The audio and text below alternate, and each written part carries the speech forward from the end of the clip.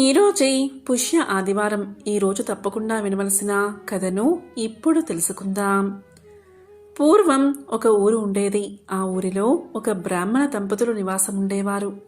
ఆ బ్రాహ్మణ దంపతుల్లో బ్రాహ్మణుడు పూజలు పునస్కారాలు చేస్తూ ఉండేవాడు. కానీ అతని భార్య మాత్రం అస్సలు దేవుడు దైవభక్తి లాంటివి ఏమీ లేకుండా ఉండేది.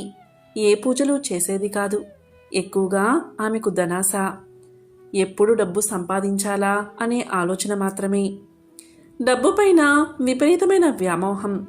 ఆ దంపతులకు పిల్లలు లేరు. కొన్ని రోజులకు ఆ బ్రాహ్మణుడి పూజ వల్ల ఒక పాప జన్మిస్తుంది. ఆ పాప వరహాల పుత్రికగా పుడుతుంది. ఎందుకంటే ఆమె నవ్వినప్పుడల్లా నోట్లో నుంచి ముత్యాలు, రత్నాలు, వజ్రాలు పడుతూ ఉండేవి. బ్రాహ్మణుడికి భార్యకు ధనాశ ఎక్కువ కదా. అందువల్ల ఆ చిన్నది నోట్లో నుంచి పడిన వజ్రాలు, వైడూర్యాలు అన్నీ కూడా మూటగట్టుకుని ఎంతగానో సంతోషించేది. వాటి వల్ల ఆమె ఆస్తులు, అంతస్తులు, పొలాలు లాంటివి కొనుగోలు చేసేది. ఆ అమ్మాయి దినదినమూ పెరుగుతూ పెద్దది అయ్యింది. ఇక పెళ్లి వయసు రాగానే అమ్మాయికి పెళ్లి చేయాలి కదా అని అందరూ ఆలోచిస్తారు. కానీ ఆ బ్రాహ్మణుడి భార్యకు పెళ్లి చెయ్యాలి అంటే ఇష్టం ఉండేది కాదు. ఎందుకంటే అమ్మాయి అత్తగారింటికి వెళ్ళిపోతే ఆమె నవ్వినప్పుడు రత్నాలు, వజ్రాలు పడితే వాటిని ఆమె అత్తగారే తీసుకుంటారు. అందువల్ల పెళ్లి చేయడానికి ఇష్టపడలేదు ఆమె. కానీ బ్రాహ్మణుడు మాత్రం తప్పకుండా వివాహం చెయ్యాలి అని పట్టుబట్టేసరికి ఇక భర్త మాట ప్రకారం వివాహానికి ఒప్పుకుంటుంది. కొన్ని రోజులకు ఆ అమ్మాయికి వివాహం చేస్తారు. వివాహం చేసినప్పుడు తల్లి ఆమెతో ఇలా చెప్తుంది, చూడు తల్లి, నీకు నవ్వు వచ్చినప్పుడు నలుగురిలో నవ్వకు. ఒక గదిలోకి వెళ్ళి అక్కడ నవ్వు. నువ్వు నవ్వినప్పుడు రత్నాలు, వజ్రాలు పడతాయి కదా, వాటిని పోగు చేసి ఒక సంచిలో దాచిపెట్టు. నేను ప్రతి ఆదివారం మీ ఇంటికి వచ్చి అవన్నీ సంచిలో నింపుకుని నేను ఇంటికి వచ్చేస్తాను అని చెబుతుంది. ఆ అమ్మాయి కూడా తల్లి మాటలకు ఒప్పుకుంటుంది. ఇక అత్తగారింటికి వెళ్ళాక ఆమెకు నవ్వు వచ్చినప్పుడల్లా ఒక గదిలోకి వెళ్ళి నవ్వగానే రత్నాలు, వజ్రాలు, వైడూర్యాలు కింద పడేసరికి అవన్నీ పోగు చేసేది. ఇలా ఉండగా వారానికి ఒకసారి వాళ్ళ అమ్మ వచ్చి వాటిని సంచిలో నింపుకుని తన ఇంటికి చేరుకునేది. ఇదంతా అల్లుడు చూస్తూనే ఉన్నాడు. ఏదో జరుగుతుందని గమనిస్తూనే ఉన్నాడు. అతను భార్యతో ఇలా అన్నాడు, మీ అమ్మ ఎందుకు వారానికి ఒకసారి వస్తుంది? సంచిలో ఏంటో నింపుకుని వెళ్ళిపోతుంది. అసలు ఏంటి సంగతి అని గదాయించాడు.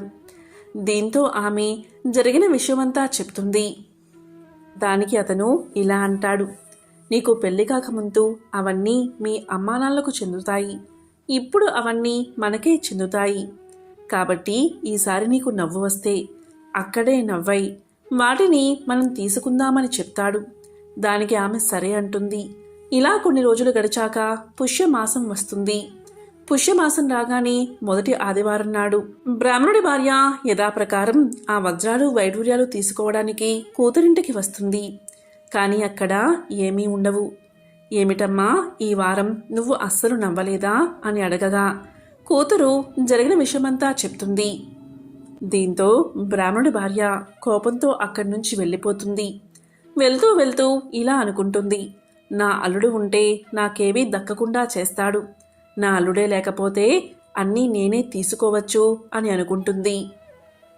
దీంతో ఆమె కూలీ వాళ్ళతో ఇలా అంటుంది, నేను మీకు డబ్బులు ఇస్తాను.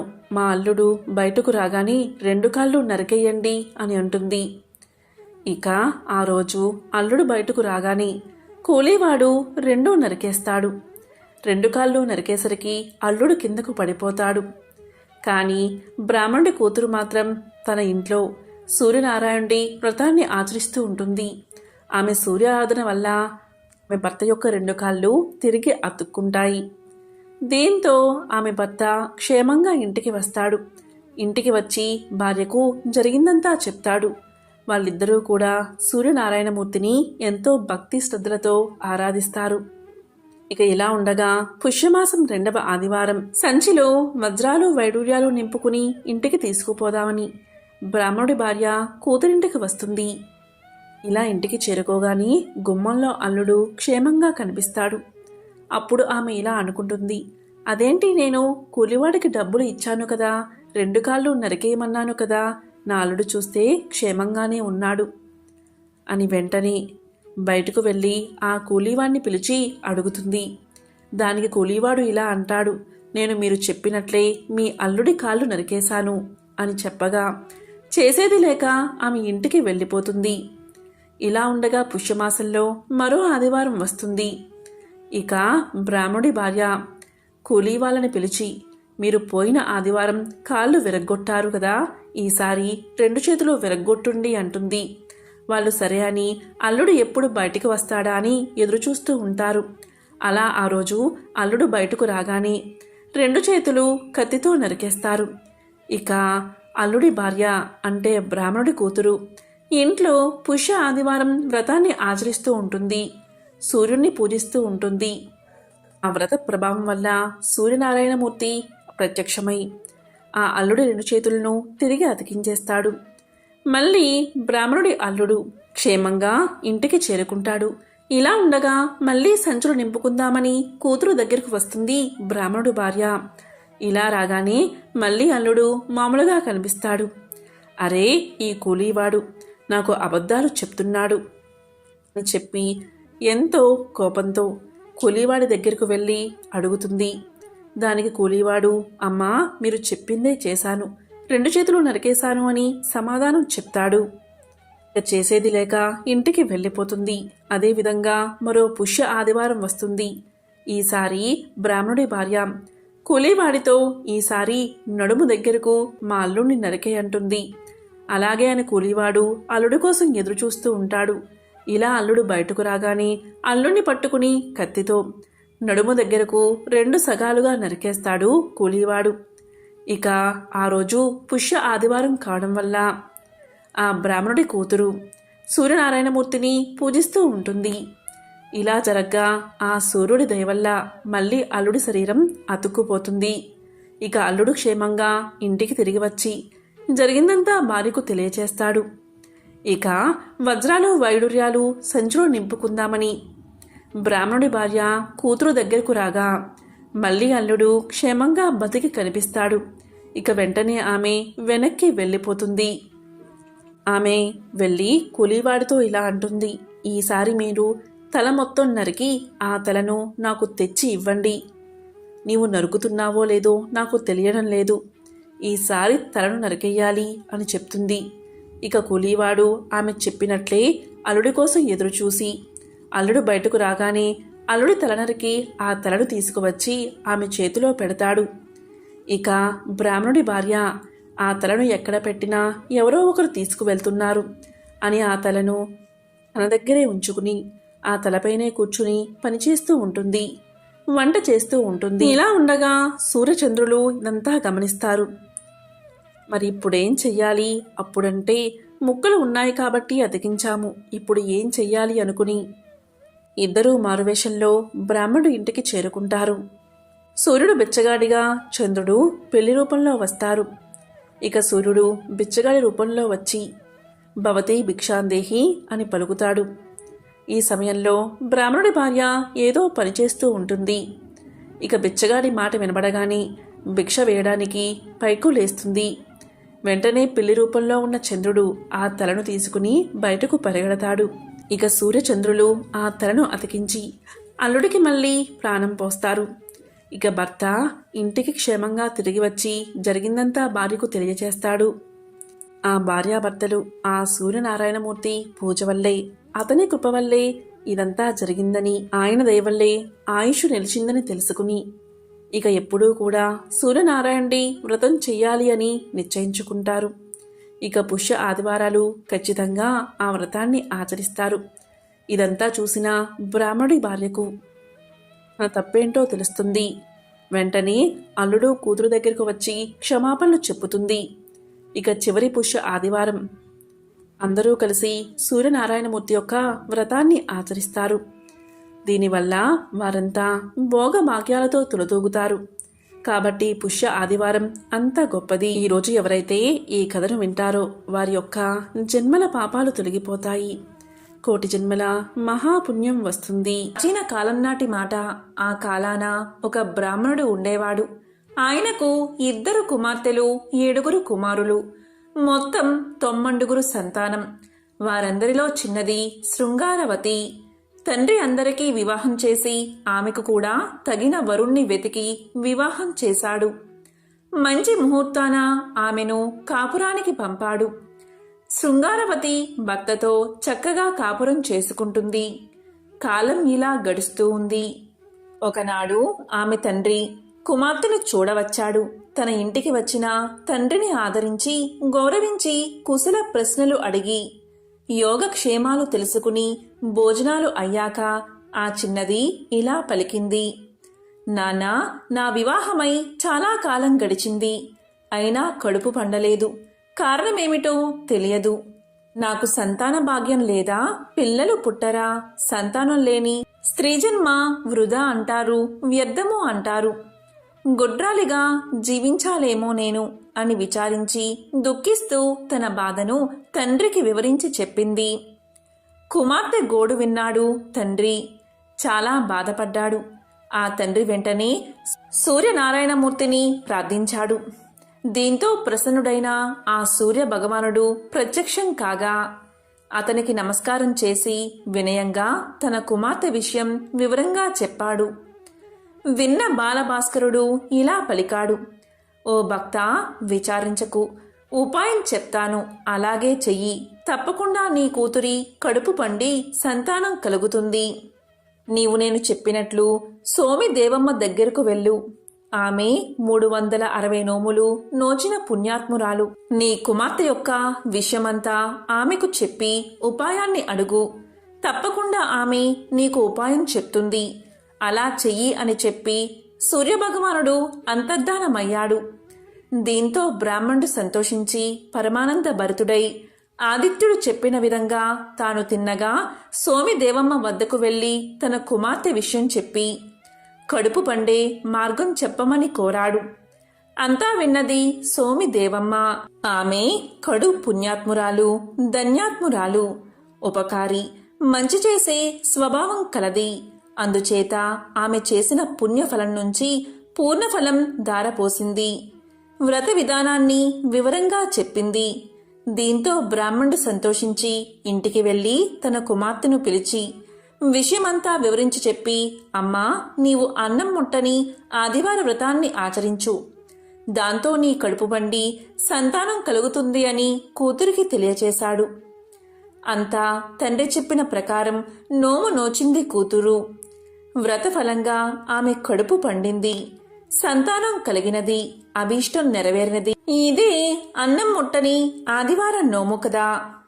ఎంతో విశేషమైన ఈ కథను ఈ ఆదివారం రోజు విన్నా, చదివినా, చెప్పినా, వినిపించినా ఆ సూర్యనారాయణమూర్తి యొక్క సంపూర్ణ అనుగ్రహం మీకు కలుగుతుంది. ఇక ఆపదలేని ఆదివారపు నోము కథను ఇప్పుడు విందాం. పూర్వకాలం నాటి మాట. ఆ కాలాన ఒక బ్రాహ్మణుడు ఉండేవాడు. అతను బాగా ధనికుడు. సిరి సంపదలకు అతనుకు ఎటువంటి లోటు లేదు. సంతానానికి కూడా లోటు లేదు. చాలా మంచివాడు. స్వ పర భేదం లేకుండా అందరినీ ఆదుకునేవాడు. ఎవరికి ఏ ఆపద వచ్చినా ఆదుకునేవాడు. అందరికీ అందుబాటులో ఉండేవాడు.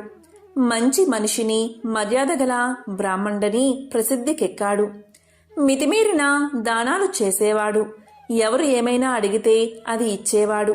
లేదన్నదే లేదు ఆయన నోట. ఇలా కాలం గడుస్తుంది. కొంతకాలానికి అతడు నిరుపేదవాడయ్యాడు. సంపదలు హరించుకుపోయాయి. బాధలు ప్రారంభమయ్యాయి.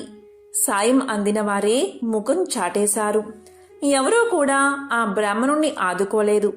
అంతేకాదు, కీడు తలపెట్టారు కూడా. ఇబ్బందుల పాలు చేశారు.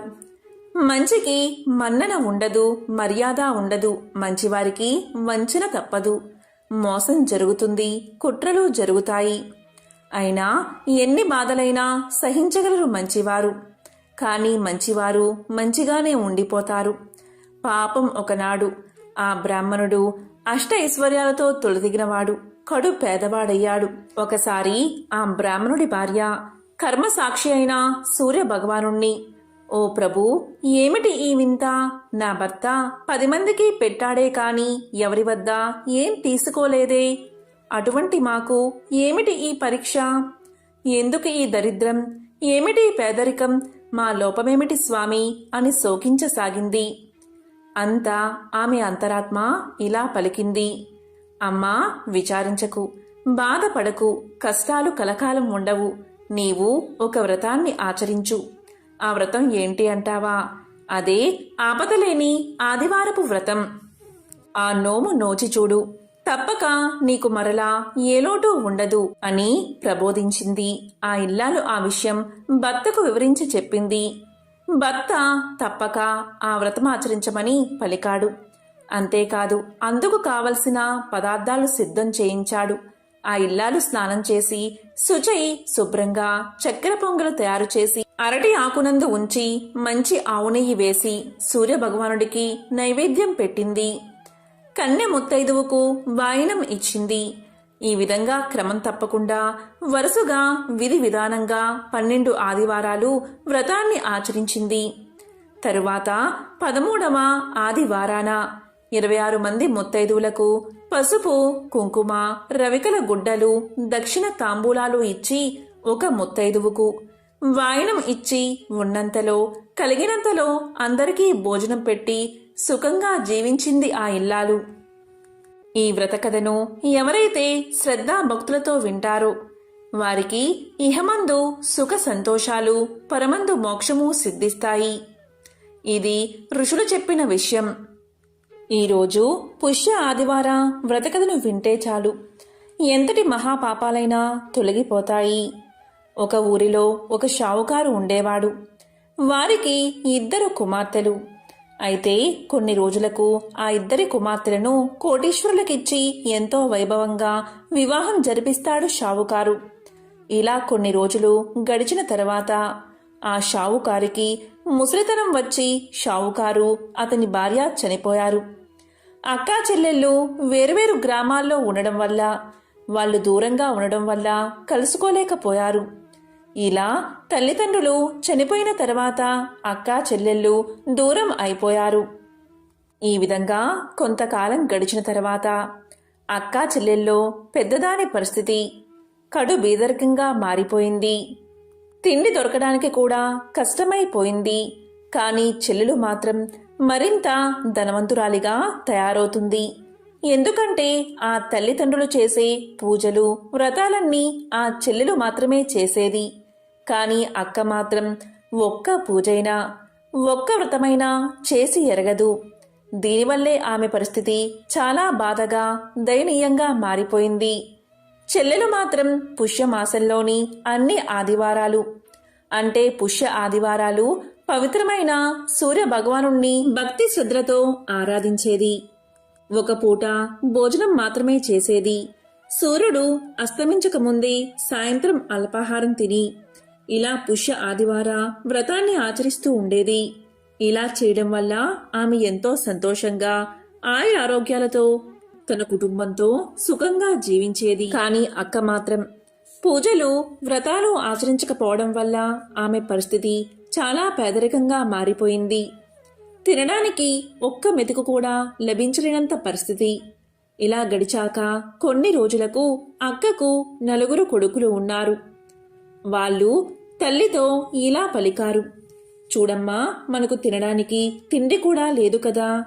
మరి తాత, అమ్మమ్మలు చనిపోయాక మనకెవరైనా ఉన్నారా? నీకు తోబట్టువులు ఎవరైనా ఉన్నారా అని అడిగారు. అప్పుడు ఆమె ఇలా చెప్తుంది, అవును బాబు, మీకు పిన్ని ఉంది. కానీ ఆమె ఎక్కడ ఉందో ఆమె ఆచూకీ మాత్రం నాకు తెలియదు అని సమాధానం చెప్తుంది. దానికి పిల్లలు ఇలా పలుకుతారు, సరే అమ్మా, మేము పిన్ని ఆచూకీ కనుక్కుని పిన్నిని సహాయమర్థించి ఏదైనా కొంత ధనాన్ని తీసుకువస్తాం అని పలికారు. అప్పుడు ఆ కుమారుల్లో మొదటివాడు మొదటి ఆదివారం రోజు వాళ్ళ పిన్నిని వెతుక్కుంటూ బయలుదేరాడు. ఇలా వెళ్ళగా కొన్ని రోజులకు అతనికి వాళ్ళ పిన్ని ఆచూకీ తెలుస్తుంది. అప్పుడు ఆ పిల్లవాడు పిన్ని దగ్గరకు చేరుకుని ఇలా పలుకుతాడు, చిన్నమ్మ, మా పరిస్థితి చాలా దారుణంగా ఉంది. కటిక పేదరికాన్ని అనుభవిస్తున్నాం. మాకు తినడానికి తిండి కూడా లేదు అని తమ కథనంతా తెలియచేశాడు. ఇక వెంటనే ఆమె బాబును దగ్గరకు తీసుకుని అతనికి స్నానం చేయించి కొత్త బట్టలు వేసి కడుపు నిండా భోజనం పెట్టి ఒక గుమ్మడికాయ తొలిపించి దాంట్లో నిండుగా వజ్రాలు బంగారం నిండుగా నింపి ఆ పిల్లవాడికి ఇచ్చి ఇలా చెప్తుంది. చూడు బాబు, దీన్ని తీసుకువెళ్ళి మీ అమ్మకు ఇవ్వు. దారిలో ఎక్కడా కూడా దీన్ని మర్చిపోకు, ఎవరికీ ఇవ్వకు, దీన్ని ఎక్కడా పెట్టకు అని చెప్పి పంపిస్తుంది. ఇక ఆ పిల్లవాడు సరే చిన్నమ్మ, వెళ్ళి వస్తాను అని చెప్పి ఆ గుమ్మడికాయ తీసుకుని తన నెత్తిమీద పెట్టుకుని వెళ్తూ ఉంటాడు. కొంత దూరం చేరుకున్నాక ఆ పిల్లవాడికి దాహం వేస్తుంది. ఇటు అటు చూడగా ఒక బావి కనిపిస్తుంది. ఇక బావి దగ్గరకు వచ్చి దాహం తీర్చుకుందామని ఆ గుమ్మడికాయను బావి మీద పెట్టి బావిలో నుంచి నీళ్లు చేద్దామని చూసేసరికి పైన ఆకాశంలో ఒక గద్ద తిరుగుతూ కనిపిస్తుంది. ఆ గద్ద ఆ గుమ్మడికాయను చూసి దాన్ని ఎత్తుకుపోతుంది. దాంతో పిల్లవాడు అయ్యో, నా గుమ్మడికాయ గద్ద ఎత్తుకుపోతుంది అని బోరున విలపిస్తాడు. అలా ఏడుస్తూ ఏడుస్తూ ఇంటికి చేరుకుంటాడు. ఇంటికి వచ్చాక జరిగిన విషయమంతా తల్లికి చెప్తాడు. అది విని వాళ్ళమ్మ ఇలా పలుకుతుంది. సరే నానా, మనకు చిన్నమ్మ ఆచూకీ అయితే తెలిసింది కదా. ఆ గుమ్మడికాయను గద్ద ఎత్తుకుపోతే మనం ఏం చేస్తాం? పోతే పోయిందిలే, బాధపడుకు అని కుమారుణ్ణి దగ్గరికి తీసుకుంది తల్లి. ఇలా కొన్ని రోజులకు మళ్లీ పుష్యమాసం 2వ ఆదివారం వచ్చింది. ఆ 2వ ఆదివారం రోజున 2వ కుమారుడు ఇలా పలుకుతాడు. అమ్మా, మొదటి వారం అన్నయ్య వెళ్ళాడు కదా, నేను ఈ వారం పిన్ని దగ్గరకు వెళ్ళి కొంత ధనాన్ని తీసుకువస్తాను అని పలికాడు. దానికి తల్లి సరే బాబు, వెళ్ళిరా అని కుమారుణ్ణి పంపుతుంది. ఇక 2వ కుమారుడు వెళ్ళి వాళ్ళ చిన్నమ్మతో ఇలా పలుకుతాడు. చిన్నమ్మ, నేను మీ అక్కగారి 2వ కుమారుణ్ణి. మా పరిస్థితి ఏమీ అస్సలు బాగోలేదు అని జరిగిన విషయమంతా తెలియచేస్తాడు. అప్పుడు చిన్నమ్మ, అవునా బాబు, ఎంత కష్టం వచ్చింది మీకు అని లోపలికి ఆ బాబును తీసుకువెళ్ళి అతనికి స్నానం చేయించి కొత్త బట్టలు వేసి కడుపు నిండా భోజనం పెట్టి ఒక కట్టెను తీసుకువస్తుంది. ఆ కట్టెలో వజ్రాలు బంగారాన్ని నింపి ఆ కట్టెను ఎవరికీ ఇవ్వవద్దని ఆ పిల్లవాడితో తెలియచేస్తుంది. దీన్ని నేరుగా మీ అమ్మకే ఇవ్వు అని ఆ పిల్లవాణ్ణి పంపిస్తుంది. ఆ పిల్లవాడు దారిలో వస్తూ ఉండగా మేకలు కాసేవాళ్ళు ఏం చేశారు అంటే ఆ కట్టె మాది అంటే కాదు మాది అని లాక్కుని పోయారు. ఇక ఆ పిల్లవాడు ఏడ్చుకుంటూ ఇంటికి చేరుకున్నాడు. ఇంటికి చేరిన తర్వాత జరిగిన విషయమంతా అమ్మకు చెప్పి బోరున విలపిస్తాడు. ఇక తల్లి ఇలా పలుకుతుంది. పోనీలే బాబు, బాధపడకు, మనకు అదృష్టం లేదులే అని పలుకుతుంది. దాంతో ఆ రోజంతా అందరూ ఉపవాసమున్నారు. ఇంకా కొన్ని రోజులు గడిచాక 3వ పుష్య ఆదివారం వచ్చింది. ఇక ఈరోజు 3వ పిల్లవాడు వచ్చి తల్లితో ఇలా పలుకుతాడు. అమ్మా, ఈసారి నేను వెళ్తాను. చిన్నమ్మ దగ్గరకు వెళ్ళి జరిగిందంతా చెప్పి ఆమెను సహాయం అడిగి కొంత ధనాన్ని తీసుకువస్తాను అని చెప్పగా తల్లి అతన్ని సాగనంపుతుంది. ఇక ఆ పిల్లవాడు తన చిన్నమ్మ ఇంటికి చేరుకోగానే జరిగిన విషయాన్నంతా చిన్నమ్మకు తెలియచేస్తాడు. దాంతో చిన్నమ్మ ఎంతో బాధపడి ఆ పిల్లవాణ్ణి లోపలికి తీసుకువెళ్ళి స్నానం చేయించి కొత్త బట్టలు వేసి కడుపు నిండా అన్నం పెట్టి ఒక చెప్పుల జత తొలిపించి లోపల బంగారం వజ్రాలు నింపి ఆ చెప్పుల జతను బాబుకు ఇచ్చి ఇలా పలుకుతుంది. చూడు బాబు, ఈ చెప్పుల జత తీసుకెళ్లి మీ అమ్మకే ఇవ్వు. ఎక్కడా వీటిని మర్చిపోవద్దు, జాగ్రత్తగా తీసుకెళ్ళు సుమా అని పలుకుతుంది. దాంతో అతను ఆ చిన్నమ్మ దగ్గర సెలవు తీసుకుని ఇంటిదారి పడతాడు. ఇలా వెళ్తూ ఉండగా బాగా వర్షం కురుస్తుంది. ఆ వర్షం కారణంగా చెప్పుల జత పొరపాటున ఊబిలో పడిపోతాయి. ఇక చేసేది లేక ఉట్టి చేతులతో 3వ వాడు ఇంటికి చేరుకుంటాడు. ఇంటికి వెళ్ళి జరిగిందంతా తల్లికి తెలియచేసి బోరున విలపిస్తాడు. దాంతో తల్లి ఇలా అంటుంది, చూడు నాయనా, బాధపడకు, మనకు ఇంతే రాసిపెట్టి ఉందేమో, బాధపడుకు అని ఓదారుస్తుంది. ఇక ఆ రోజు కూడా అలాగే ఏమీ తినకుండా ఉపవాసంగా ఉండిపోతారు. ఇలా ఉండగా కొన్ని రోజులకు పుష్యమాసం 4వ ఆదివారం వచ్చింది. ఇక ఆ రోజు 4వ కుమారుడు ఇలా పలుకుతాడు, అమ్మా, 3 అన్నలు వెళ్లారు కానీ ఏమీ ఉపయోగం లేదు కదా, ఈ వారం నేను చిన్నమ్మ ఇంటికి వెళ్ళి డబ్బులు తీసుకువస్తాను అని పలుకుతాడు. దానికి తల్లి, సరే బాబు, వెళ్ళిరా అని సాగనంపుతుంది. ఇక చిన్నవాడు చిన్నమ్మ దగ్గరకు వెళ్ళి జరిగిన విషయమంతా వివరించి చెప్పాడు. చిన్నమ్మ, నీవు ఇచ్చిన వస్తువు ఒక్కటి కూడా ఇంటికి రాలేదు అని చెప్పగా చిన్నమ్మ ఎంతో బాధపడి ఆ బాబుకి స్నానం చేయించి కొత్త బట్టలు వేసి కడుపు నిండా అన్నం పెట్టి ఒక పెట్టెను ఆ చిన్నవాడికి ఇస్తుంది. ఆ పెట్టెలో వజ్రాలు వైడూర్యాలు వేసి ఇస్తుంది. ఆమె ఇలా చెప్తుంది, చూడు బాబు, నువ్వైనా జాగ్రత్తగా ఉండు, దీన్ని ఎవ్వరికీ ఇవ్వకు, ఎక్కడా పెట్టకు, నేరుగా నీ తల్లికే ఇవ్వి అని చెప్పి ఆ బాబును సాగనంపుతుంది. ఇక ఆ పిల్లవాడు ఇంటిదారి పట్టి వెళ్తూ వెళ్తూ ఉండగా ఆ పిల్లవాడికి కూడా దాహం వేస్తుంది. దాంతో ఆ పిల్లవాడు బావి దగ్గరకు చేరుకుని ఆ అల్పాహార పెట్టెను బావి మీద పెట్టి నీళ్లు తోడ్డానికి ఉద్రిక్తుడు అవుతూ ఉండగా పొరపాటున చేయి తగిలి ఆ పెట్టె బావిలో పడిపోతుంది. ఇక చిన్నవాడు కూడా చేసేది లేక ఏడుస్తూ ఇంటి ముఖం పట్టాడు.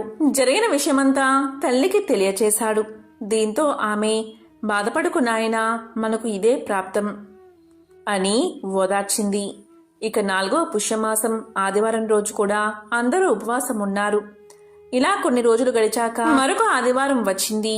అప్పుడు తల్లి పిల్లలతో ఇలా పలుకుతుంది, ఇక ఈ ఆదివారం రోజు నేను నేరుగా మా చెల్లెలి ఇంటికి వెళ్ళి వస్తాను, సహాయం అర్థిస్తాను అని చెప్పగా పిల్లలు ఒప్పుకున్నారు.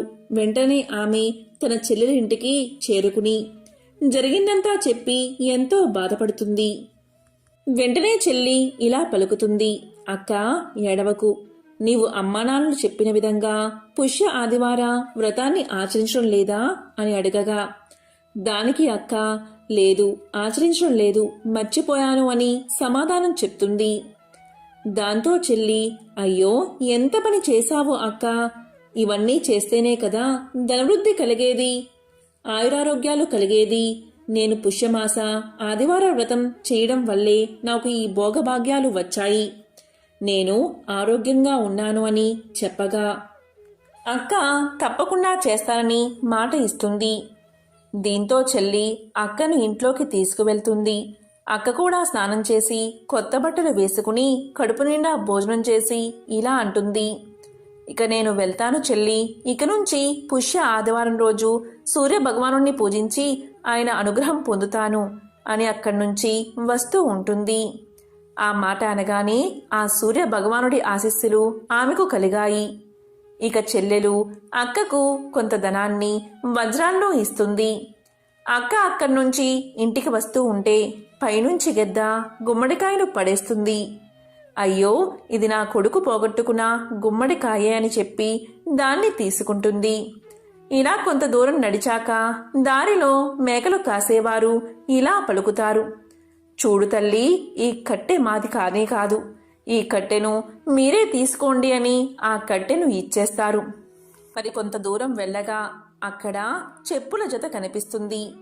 ఆ చెప్పులు కూడా తీసుకుని ఆమె నడుస్తూ ఉంటుంది. ఇక దారిలో బావి దగ్గర నీళ్లు బాగా పైకి వచ్చి అల్పాహారపు పెట్టే పైకి తేలుతుంది. ఇక దాన్ని కూడా తీసుకుని ఆమె ఇంటికి చేరుకుంటుంది. ఇంటికి వచ్చి అన్నీ తెరిచి చూడగా అన్నిటిలో కూడా వజ్రాలు వైడూర్యాలు ఉంటాయి. అవన్నీ తీసుకుని వారు మంచి ఇల్లు కట్టుకుని నిత్యము ఆ సూర్య భగవానుణ్ణి పూజిస్తూ అందరూ సంతోషంగా జీవించారు. భోగభాగ్యాలతో వర్ధిల్లారు. ఎవరైతే ఈ వ్రతకథను వింటారో లేక చదువుతారో వారికి సంపూర్ణ ఆయురారోగ్యాలు కలుగుతాయి, సకల శుభాలు కలుగుతాయి. సూర్య భగవానుడికి అర్ఘ్యాన్ని సమర్పించి నమస్కారం చేసుకోవాలి. ఆదిత్య మంత్రాన్ని జపిస్తే ఆ వ్యక్తులకు వారి జీవితంలో గ్రహపీడలు తొలగి సంతోషం, సౌభాగ్యం, కీర్తి ప్రతిష్టలు కలుగుతాయి. అదేవిధంగా పితృకర్మలకు సైతం సూర్యుడే అధిపతి కాబట్టి తండ్రిని గౌరవించడం వల్ల మీ జాతకంలో ఆదిత్యుడు బలపడతాడు. జాతకంలో సూర్యుడు బలంగా ఉంటే నలుదిక్కుల నుంచి శక్తి లభిస్తుంది. ప్రతిరోజు కూడా సూర్య భగవానుణ్ణి పూజించాలి. మంచి ఆరోగ్యాన్ని పొందాలి అన్నా, మీ పని సామర్థ్యం పెరగాలి అన్నా మీరు సూర్య భగవానుడికి అర్ఘ్యాన్ని సమర్పించేటప్పుడు క్రమం తప్పకుండా ఓం హాం మిత్రాయ నమః అనే మంత్రాన్ని జపించండి. మానసిక ప్రశాంతత కోసం సూర్య భగవానుడి మంత్రాన్ని జపించండి. దీనివల్ల తెలివితేటలు పెరుగుతాయి. ఓం హూం సూర్యాయ నమః అనే మంత్రాన్ని జపించండి. విద్యార్థులు ముఖ్యంగా ఈ మంత్రం వల్ల ప్రయోజనాన్ని పొందుతారు. దీని జపం వల్ల శారీరక, మేధో మరియు మానసిక శక్తులు వృద్ధి చెందుతాయి. ఆ మంత్రం ఏంటి అంటే ఓం హ్రీం హిరణ్య గర్భాయ నమః. ఓం హ్రీం హిరణ్య గర్భాయ నమః. ఎవరైతే ఈ మంత్రాన్ని పఠిస్తారో అంటే ఓం ఆదిత్యాయ నమః అనే మంత్రాన్ని పఠిస్తారో వారికి తెలివితేటలు పెరుగుతాయి, ఆర్థిక సమస్యలు తొలగిపోతాయి. ఎవరైతే ఓం సావిత్రే నమః అనే మంత్రాన్ని పఠిస్తారో అలాంటి వ్యక్తులకు సమాజంలో గౌరవం పెరుగుతుంది. దీనితో పాటు సూర్యుడి ప్రత్యేక అనుగ్రహం కలుగుతుంది. ఎవరైతే ఓం భాస్కరాయ నమః, ఓం భాస్కరాయ నమః అనే మంత్రాన్ని పఠిస్తారో వారు శరీరం లోపల మరియు బాహ్యంగా శుభ్రపడతారు. మనసు కూడా ఎంతో సంతోషంగా ఉంటుంది. కాబట్టి ఎంతో పవిత్రమైన, విశేషమైన ఈ కథలను విని ఈ మంత్రాలను జపించడం వల్ల ఆ సూర్య భగవానుడి యొక్క పరిపూర్ణ అనుగ్రహం మీకు కలుగుతుంది. అనారోగ్య సమస్యలు తొలగి సంపూర్ణ ఆరోగ్యం చేకూరుతుంది. ఓం ఆదిత్యాయ నమో నమః. ఓం భాస్కరాయ నమః.